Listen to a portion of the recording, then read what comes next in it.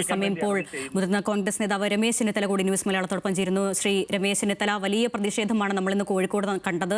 Police ലാത്തിചാർജിൽ Shafi Parambil എംപിക്ക് പരിക്കേറ്റിരിക്കുന്നു, അദ്ദേഹത്തെ ആശുപത്രിയിൽ പ്രവേശിപ്പിച്ചിരിക്കുന്നു. എന്താണ് താങ്കൾക്ക് ആദ്യം പ്രതികരിക്കാനുള്ളത്? തീർച്ചയായിട്ടും വളരെ ഗുരുതരമായ സാഹചര്യമാണ് പേരാമ്പ്രയിലുള്ളത്.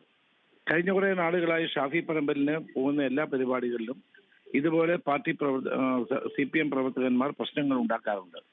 ഇന്നിവിടെ പോലീസാണ് പ്രയാസങ്ങൾ ഉണ്ടാക്കിയത്.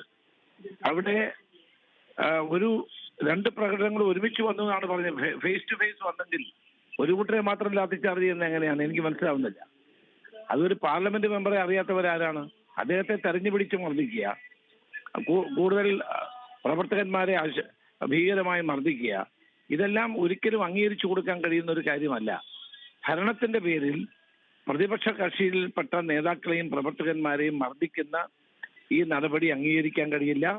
ഷാഫിക്കെതിരായിട്ടുള്ള ഈ അക്രമം, പോലീസിന്റെ ഭാഗത്തുണ്ടായിട്ടുള്ള ഭീകരമായ മർദ്ദനം ഇതിന് ഞാൻ ശക്തമായി പ്രതിഷേധിക്കുന്നു. ഇത് ഒരു കാരണവശാലും അംഗീകരിച്ചു കൊടുക്കാൻ കഴിയുന്ന ഒന്നല്ല.